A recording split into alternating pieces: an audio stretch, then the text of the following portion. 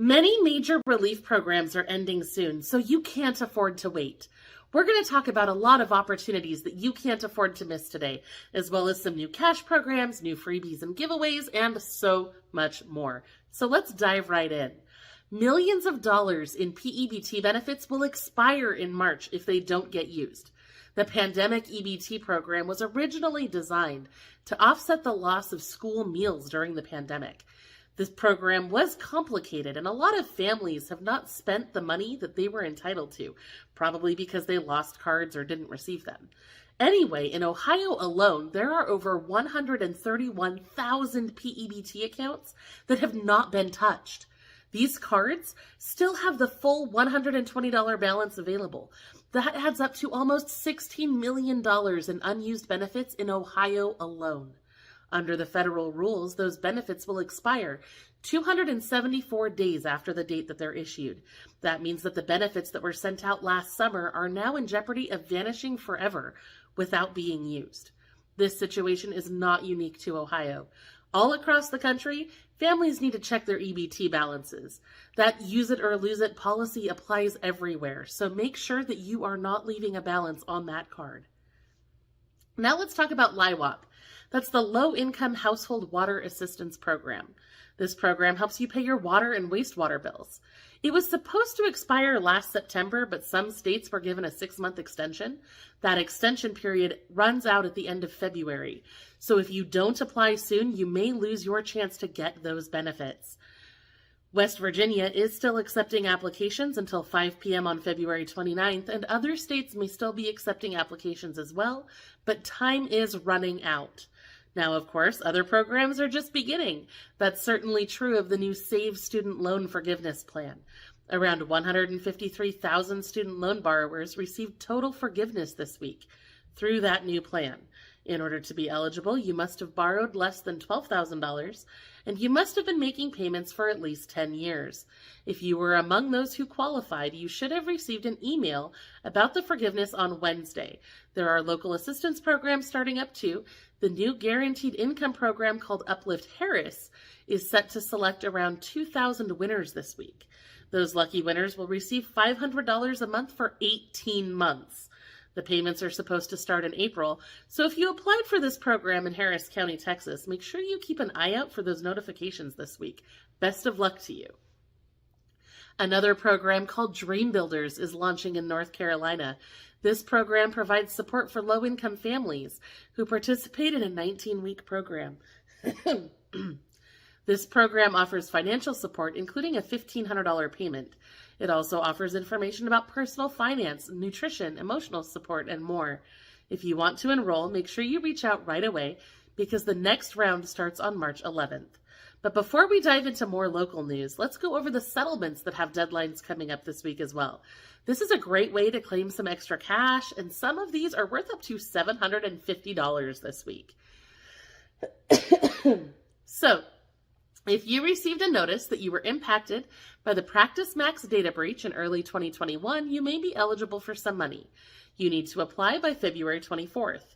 If you bought certain products from Grand Cosmetics between 2018 and 2023, you may be eligible for up to $150. You need to apply for that by February 27th. If you were affected by the Home Care Providers of Texas data breach, you may be eligible for up to $125. You need to apply by February 27th. If you spent time in jail in St. Anne, Missouri between 2011 and 2022, you may be eligible for a cash payment. You need to file your claim by February 28th. If you were affected by the R.R. Donnelly & Sons data breach in 2021, you may be eligible for up to $750. You need to file your claim by February 28th. If you were affected by the data breach for Southern Orthopedic Associates, you may be eligible for some cash as well. You need to file your claim by February 28th. And if you were part of an Apple family sharing group between June 2015 and January 2019, you may be eligible for up to $30. You need to apply by March 1st. Now remember, you can always find the application links and original sources and notes on all of this on our website at lowincomerelief.com/news. Just click that first article. Thumbnail should match this video. You'll find all the information there.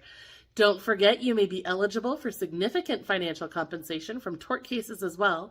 Our sponsor Injury Claims may be able to help you get money if you were involved in an auto accident, sustained a personal injury, or if you experienced side effects after being exposed to Ozempic, Wegovy, Roundup, certain chemicals, or other certain products. You can browse their entire list of open claims at lowincomerelief.com/claims.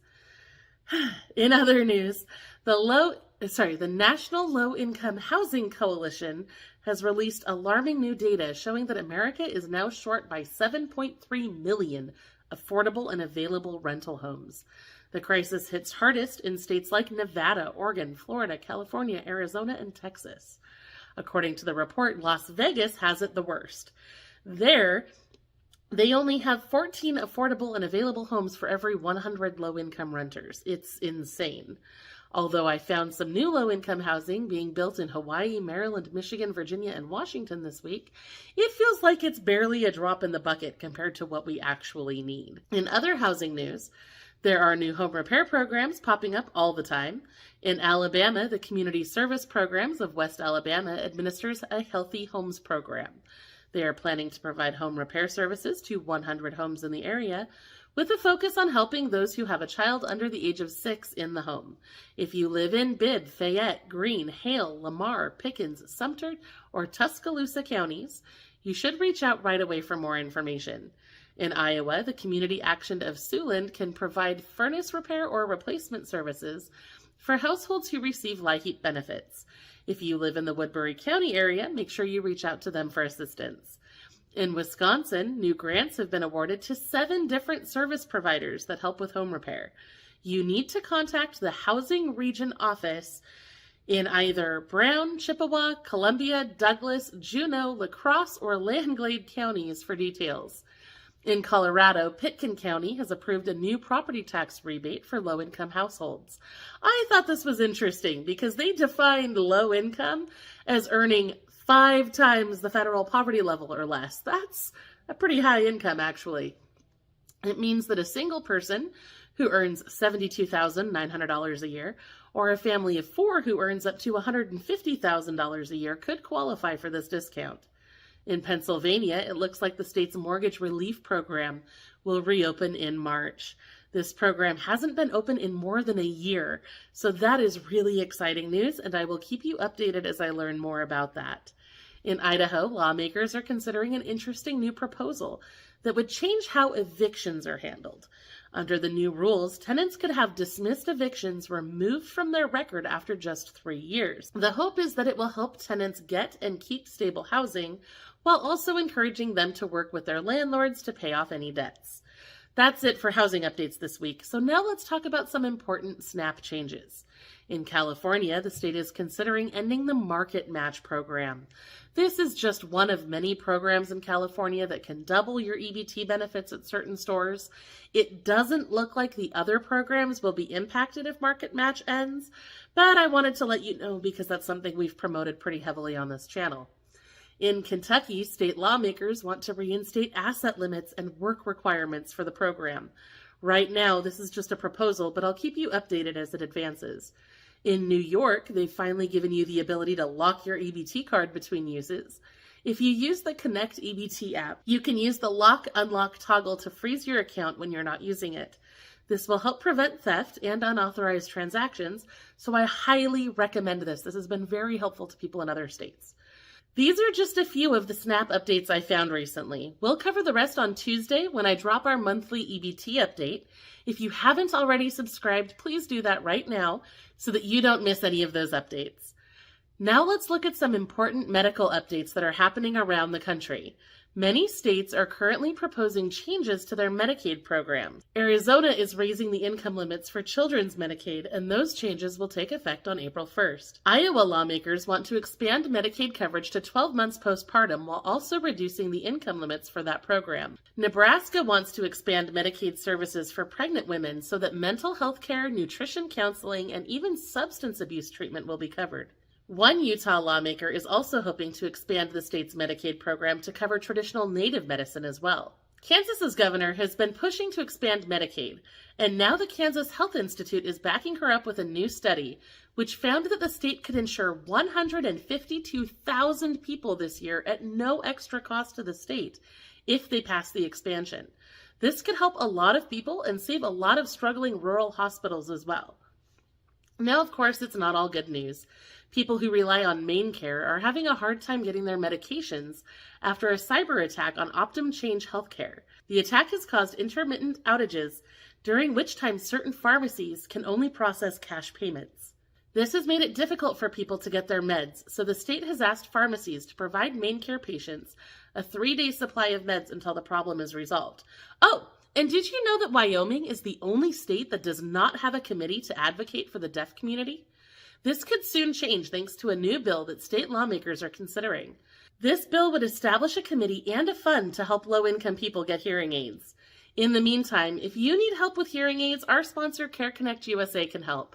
Call their hearing aid hotline at 888-258-5305 for more information. Now, unfortunately, I have been sick all week, and I am having a very hard time today.